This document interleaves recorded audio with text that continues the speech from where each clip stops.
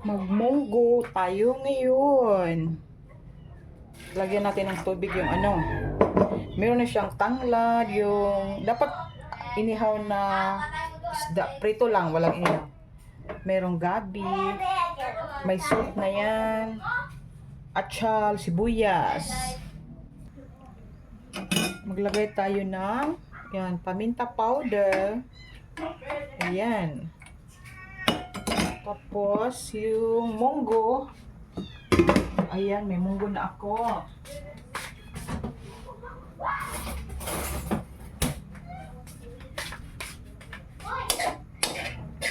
Nilaga ko na tong munggo.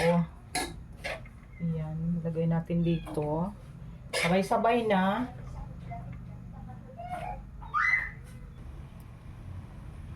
Yung nyog is 4 times kogi extract. Ito yung kakanggata. Or first gata. The second gata. The third gata. And the fourth one, dagdag natin dito pang fourth na gata, extract. Yan, para paluto sa itong ating taro roots or gabi.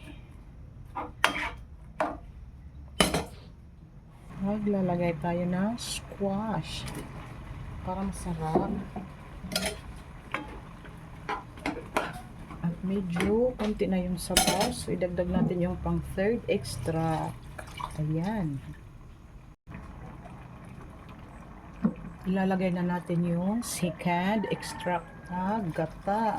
Ayan. Para creamier ang ato ginataang munggo.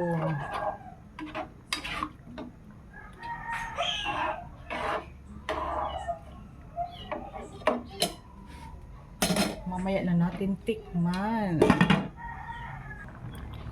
Buti na pag malunggay. Ato na siya i-wash.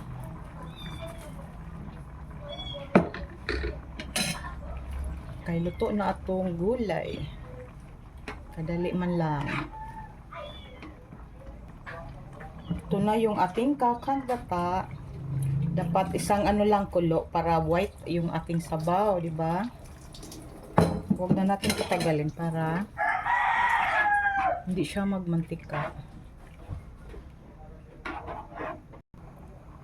Ayan, kumulo na. Off na natin yung fire.